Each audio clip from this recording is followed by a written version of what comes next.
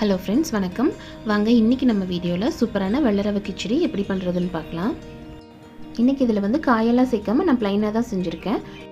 இதே அளவில் இதே மெத்தடில் ட்ரை பண்ணி பாருங்கள். நம்ம ஃபங்க்ஷனில் எல்லாம் சர்வ் பண்ணுவாங்கள்ல, அந்த மாதிரி நல்லா சாஃப்டாக ஒட்டாமல் சூப்பராக அல்வா மாதிரி வரும். இப்போ நம்ம இது எப்படி பண்ணுறதுன்னு பார்க்கலாம்.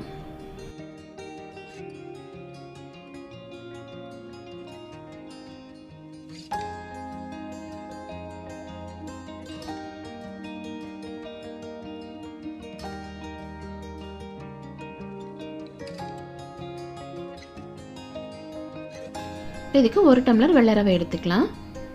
ஒரு பெரிய வெங்காயம் நல்லா பொடியாக கட் பண்ணி எடுத்துக்கலாம். காரத்துக்கு தேவையான அளவுக்கு பச்சை மிளகாய், கொஞ்சமாக கருவேப்பிலை, கொத்தமல்லி, அதோட ஒரு தக்காளி வந்து நல்லா பொடியாக கட் பண்ணி எடுத்துக்கலாம். கொஞ்சமாக இஞ்சி எடுத்துக்கலாம். இப்போ தாளிக்கிறதுக்கு சின்னதாக 3 பீஸ் பட்டை, 3 கிராம்பு, 1 ஏலக்காய், கொஞ்சமாக முந்திரி எடுத்துக்கலாம். இப்போ ரவையை எண்ணெய் சேர்க்காமல் ட்ரையாக வறுத்துக்கலாம். இது வந்து டபுள் ரோஸ்டட் ரவைன்னு தான் போட்டிருக்கு, இருந்தாலும் ஒரு தடவை வறுத்துக்கலாம். அப்போ தான் நல்ல வாசனையாக இருக்கும்.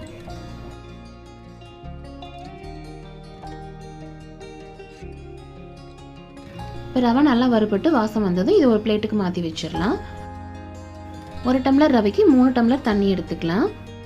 அதே டம்ளரில் 1/2 டம்ளர் எண்ணெய் எடுத்துக்கலாம். எண்ணெய் கொஞ்சம் அதிகமாக இருந்தால் தான் நல்லா சாஃப்டாக ஒட்டாமல் வரும். நெய் பிடிக்கும்னா 1/4 டம்ளர் நெய், 1/4 டம்ளர் எண்ணெய் அந்த மாதிரி எடுத்துக்கலாம். இப்போ நம்ம தாளிக்க ஆரம்பிக்கும் போது தண்ணியை வந்து இன்னொரு ஸ்டவ்வில் சூடாக வச்சிடலாம். இப்போ எண்ணெய் நல்லா சூடானதும் பட்டை, கிராம்பு, ஏலக்காய் சேர்த்துக்கலாம். இதோட முந்திரியை சேர்த்துடலாம். தாளிக்கிறதுக்கு வந்து கடுகு, கடலைப்பருப்பு சேர்த்துட்டோம்னா அது உப்புமா டேஸ்ட்டில் தான் இருக்கும். கிச்சடிக்கு வந்து பட்டை, கிராம்பு, ஏலக்காய் ஃப்ளேவர் தான் நல்லாயிருக்கும். இப்போ இதெல்லாம் நல்லா பொரிஞ்சு வாசம் வந்ததும் கருவேப்பிலை, கொத்தமல்லி, இஞ்சி சேர்த்துக்கலாம்.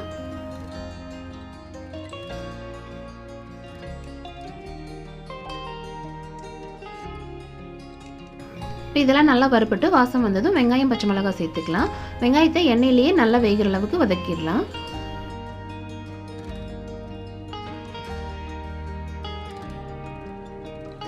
வெங்காயம் இந்த அளவுக்கு நல்லா வதங்கினதும் தக்காளி சேர்த்துடலாம். தக்காளி நல்லா மசிகிற அளவுக்கு வதக்கிடலாம்.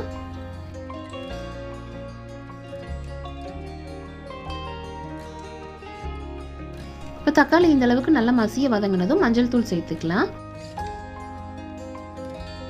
இப்போ நல்லா வதங்கி மஞ்சத்தூள் பச்சை வாசம் போனதும் ரவையை இதில் சேர்த்துடலாம். ரவை வந்து இந்த மாதிரி எண்ணெயில் சேர்த்து நல்லா வறுக்கும் போது நல்லா சாஃப்டாக வரும். உப்புமாவும் இதே மெத்தடில் ட்ரை பண்ணி பாருங்கள், நல்லா சூப்பராக சாஃப்டாக வரும். 1 நிமிஷம் மட்டும் இந்த மாதிரி நல்லா எண்ணெயில் வதக்கிடலாம். இப்போ இது வதங்குற டைம்லேயே தண்ணி வந்து நல்லா சூடாக இருக்கும். இப்போ சூடான தண்ணியை நம்ம இதில் சேர்த்துடலாம். தண்ணியை வந்து இந்த மாதிரி நல்லா சூடு பண்ணிவிட்டு சேர்க்கும் போது ரவை வந்து கட்டி கட்டி ஆகாது, சீக்கிரமாகவும் ரெடி ஆயிடும், நல்லா சாஃப்டாக இருக்கும். இப்போ நல்லா ஒரு தடவை கலந்து விட்டுட்டு தேவையான அளவுக்கு உப்பு சேர்த்துக்கலாம்.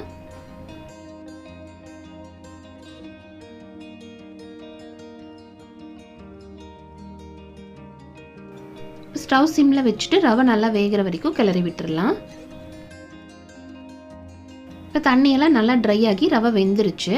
இப்போ இதில் கொஞ்சமாக மல்லித்தலை சேர்த்துட்டு 1 ஸ்பூன் நெய் சேர்த்து கலந்து விட்டுடலாம்.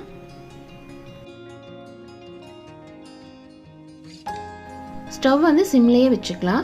ரவை நல்லா குக் ஆகி எண்ணெய் பிரிஞ்சு வர ஆரம்பிக்கும், அது வரைக்கும் நல்லா கலந்து விட்டுடலாம்.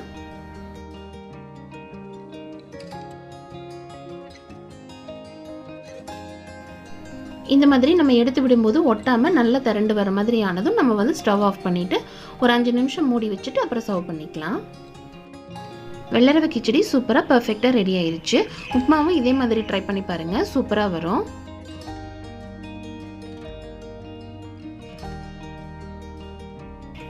கண்டிப்பாக ட்ரை பண்ணி பாருங்கள். செஞ்சு பார்த்துட்டு எப்படி இருந்துச்சுன்ட்டு கமெண்ட்டில் சொல்லுங்கள். இந்த வீடியோ பிடிச்சிருந்தா லைக் பண்ணுங்கள், உங்கள் ஃப்ரெண்ட்ஸ் அண்ட் ஃபேமிலிக்கு ஷேர் பண்ணுங்கள். மறக்காமல் நம்ம சேனலை சப்ஸ்கிரைப் பண்ணுங்கள். தேங்க்யூ.